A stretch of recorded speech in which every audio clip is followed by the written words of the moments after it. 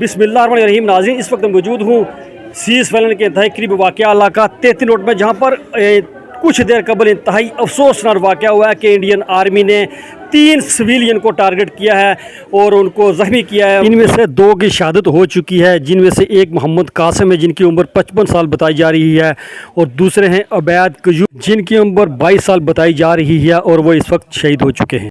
ये लोग कहाँ थे और इनको किसने रेस्क्यू किया? इस वक्त मेरे साथ मौजूद हैं मोहम्मद कासिम के घर वो नौजवान जिन्होंने इन लोगों को रेस्क्यू किया। उनसे बात करते हैं कि ये लोग कहाँ थे और आपको किस तरह पता चला और इस पूरे रेस्क्यू के अमल में किस किस ने मदद की। अस्सलामु अलैकुम वरहमतुल्लाहि वबरकातुहू। जी, हमें जब पता चला तो हम आगे गए तो वहाँ पे ये बिल्कुल जो है ना शहीद हो चुके थे। उस टाइम हम बिल्कुल उस फ़ौज की तरफ से कोई सिस्टम नहीं बना। फिर हम यहाँ से चले गए, फिर आगे हमको इनको अटेंड किया, फिर वहाँ से उठाया और हमको इनको लेके आए।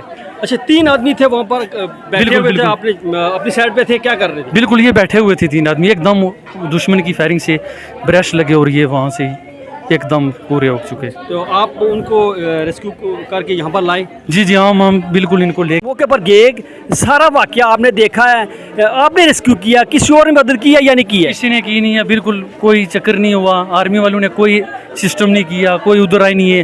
हमारे अजीज़ उमर, उसके बाद राशिद साहब, उसके बाद पानी तक नहीं है पूछा उन्होंने, कोई सिस्टम नहीं किया, कोई उन्होंने रेस्क्यू नहीं किया, कोई फ़ौज नहीं आई, कोई सिस्टम नहीं आया। हम यहाँ से सफ़ेद कपड़े लेके हम आगे गए, अपनी बनेने भी उतारी और वहाँ से हमने रेस्क्यू करके, और हमको भी नीचे जाना 2 घंटे हम इंतज़ार करते रहे यहाँ से। हम जब हमको पता चला फिर आगे से ये नीचे शहीद हो चुके थे उस टाइम, जब उन्होंने उठाए फिर उस टाइम उन्होंने इजाज़त दी। तो हम यहाँ के सफ़ेद मिस्टेक की वजह से ये पहले हम पहुँच जाते मदद के लिए तो हम अपने मामलात में पहुँच जाते। बिल्कुल, आप यहाँ के मकामी हैं और ये आपके पड़ोसी हैं, शहीद हो चुके हैं। जी, 1 घंटा पाकिस्तान आर्मी ने उधर किसी को भी नहीं जाने दिया।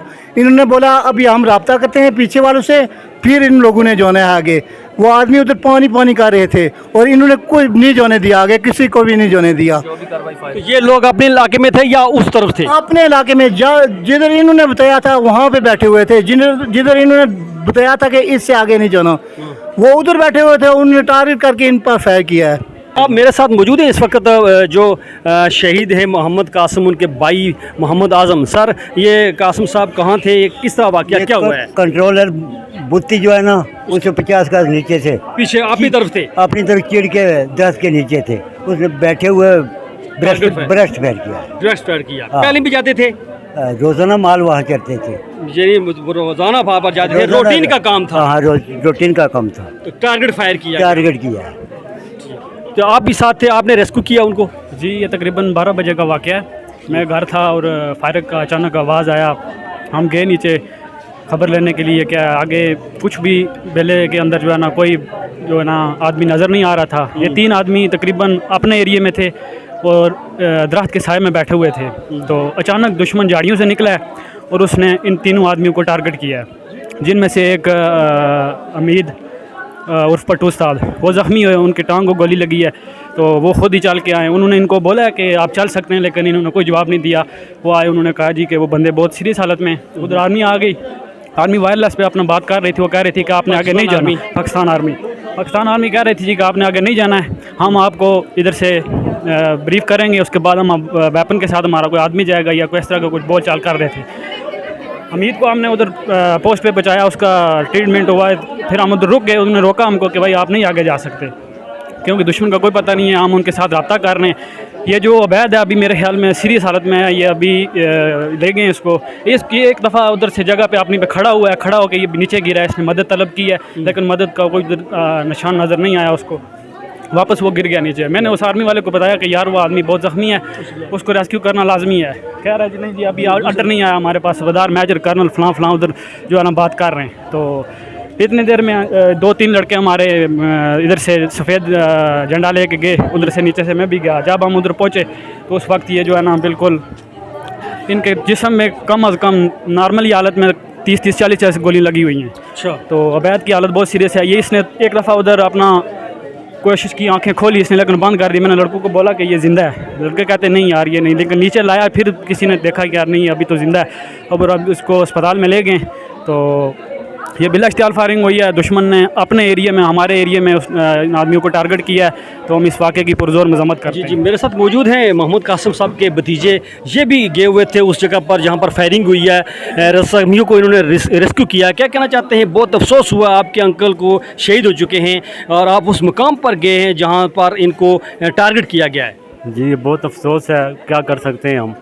आगे भी बंदे बहुत इधर बेले में शहीद हुए हैं, कोई हाल नहीं हुआ यानी है। आप अपने इलाके में थे, रूटीन पे जा रहे रूटीन पे थे, ये रूटीन पे पीछे थे, आगे भी नहीं थे, पीछे थे। पीछे थे। हाँ, तो इन्हें उधर लगी हैं गोलियाँ, इनके जो पेट में लगी हैं गोलियाँ, तकरीबन 4 लगी हैं, 5 लगी। हम लेट गए, मुझे मैं घर था, मुझे पता चला तो मैं इधर दौड़ से गया हूँ, बल्कि 4 लड़के मेरे साथ और थे। ये जो अभी ये इंटरव्यू दे रहा था राशिद, ये उधर था, इसने फ़ोन किया हमें अलर्ट किया है, बताया है, तो हम इधर से ये रोजाना जाते थे अपने इलाके में, भैंसे वगैरह लेकर जाते थे, चराते थे, ये रूटीन का काम था। रूटीन का काम था, रोज़ जाते थे ये। उन्होंने ये टारगेट करके टारगेट किया है, ये 2 लड़के 3 बल्कि।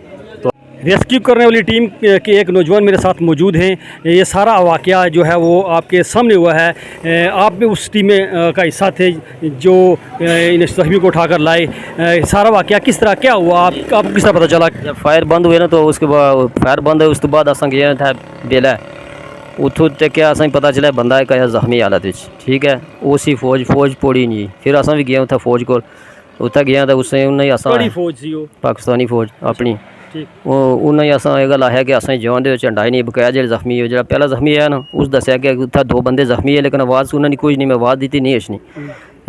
वो असा फौजी आया कि एक काम करो कि तुम असें जवान दो, तो उन्हें आया जी हम वायरस पर रब्ता कर रहे हैं, रब्ता करने में उन्हें यह कि रब्ता अगर कर रहे हो इतनी देर में उन्हें घंटा 1.5 घंटा कर रहे, ऐसा पूरे हो जासन, उन्हें जवाब कोई नहीं चाहता। यह कम होया घंटा 1.5 घंटा वो उत्थे रहे, इस तरह फोन बगना रहा, तो वो पूरे होइए सिर्फ और सिर्फ फौज ने लापरवाही नहीं वजह नाल ये सारा नुकसान होया है। तो अगर बार वक्त तो पहुँचाया जाना उन्हें अस्पताल बची सकने से। मेरे साथ मौजूद हैं जो शहीद हुए हैं अबैद क्यूम, उनके वालिद मोहतरम मौजूद हैं। आपका बेटा कुछ लम्हा पहले इंडियन आर्मी की टारगेट फायर से शहीद हुआ और यहाँ पर बड़ा जम गफ़ीर है इस इलाके में, और हर जो एक आँख है वो आश्कबार है और पूरा माहौल जो है सोगवार है। माशाल्लाह जो आपने फरमाया वो बेहतर फरमाया। आज 3 किस्म के, एक किस्म के 2, तो एक मेरा साहबजादा, एक यूसुफ साहब का भाई कासम नाम था, वो भी इस दुनिया से आज रूह परवाज़ उसका हो गया। तीसरे का वो जो पटू है उसकी मुझे अभी तक खबर नहीं है ज़िंदा है या फौत हो गया। लिहाजा मैं आपसे ये तावील बात करना चाहता हूँ, वो मेरे दिल की हसरत है। जब 79 के पहले अशरे में इधर हेलीकॉप्टर बैठा था, हमारा जर्नल आया था, इंडिया का भी जर्नल आया था। इधर जिस दिन हम क्रॉसिंग पोर्ट जिसे कहते हैं, इधर हेलीकॉप्टर उतरा था, हमारे जर्नल साहब आए और इस जो हमारा इलाका है नीचे वाला, इसके अंदर धान की फसल खुली बीजी हुई थी। जहाँ ये शहीद हुए वहाँ पे, या जहाँ शहीद हुए, हाँ बहुत आपके दुरुस्त भाई, इसी जगह पर ये हमारी जगह है। इन लोगों के कागजात महकमा माल के पास मौजूद हैं और इंशाल्लाह अभी ना बनवाएं तो वो हमारी कमबख्ती है। ये जो शहीद हुए हैं ये अपने इलाके में थे?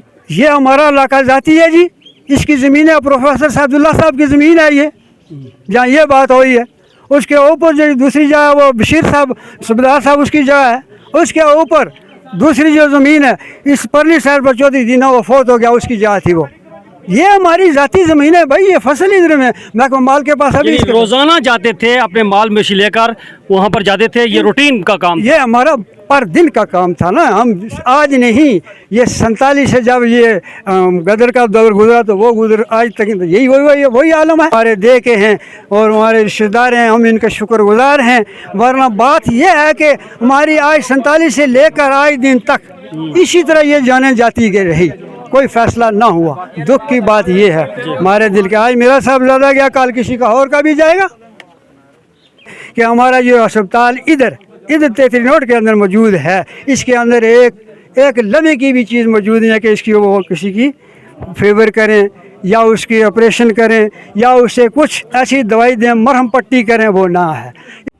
अभी अभी इतला आई है कि अबाद क्यूम जो है वो भी अल्लाह को प्यारे हो चुके हैं, वो शहीद हो चुके हैं। इस पूरे वाक़े में 3 अफराद जो ज़ख्मी थे उनमें से 2 शहीद हो चुके हैं। इस वक्त मेरे साथ मौजूद हैं जम्मू कश्मीर लिबरेशन फ्रंट के deputy secretary general zonal Suhaib साहब। उनसे बात करते हैं कि ये सारा अमल हुआ है, इस इलाके के 3 नौजवानों पर इंडियन आर्मी ने टारगेट फायर किया, जिनमें से 2 शहीद हो चुके हैं और यहाँ पर बड़ी तादाद में अवाम जो है वो जमा होना शुरू हो चुकी है। क्या कहना चाहते हैं आप?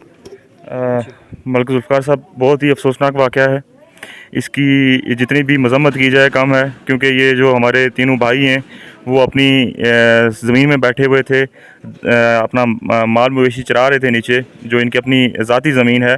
तो वहाँ पे जो हिंदुस्तान की काबज़ दहशतगर्द फ़ौज है, जिसने भारतीय मकबूजा कश्मीर के इलाके से जो है ये आज़ाद कश्मीर की टेरिटरी के अंदर फायरिंग की, जिससे ये अफसोसनाक वाक़या पेश है। इसकी जितनी भी मज़म्मत की जाए वो कम है और ये जुल्म है। इस जुल्म के ऊपर जो है वो पूरी कश्मीरी कौम को खड़ा होना चाहिए कि अब ये इन्होंने लोगों को अपनी ज़मीनों के अंदर जो है वो टारगेट करना शुरू कर दिया है और ये 1.5 घंटा जो है लोग वहाँ पे ज़ख्मी हालत में पड़े रहे और जो यहाँ से ऊपर से रेस्क्यू करने लोग जा रहे थे उनको नीचे नहीं जाने दिया जा रहा था।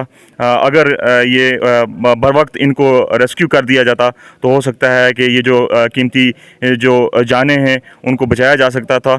तो इस वाक़या ये अफसोसनाक वाक़या है और इसको जो है जितनी भी इसकी मज़म्मत की जाए वो कम है। मौजूद है इस वक्त फ्लास सोशल ट्रस्ट के ज़िम्मेदार सगीर साहब, जो इस इलाके के रहने वाले हैं तिहनोड़ के। सर, आपके इलाके में ये अफसोसनाक वाक़या हुआ है कि 2 जो नौजवान शहीद हो चुके हैं, एक ज़ख्मी है। इस पूरे अमल में, इस पूरे इलाके में इस वक्त शोक की फ़िज़ा है, क्या कहते हैं आप?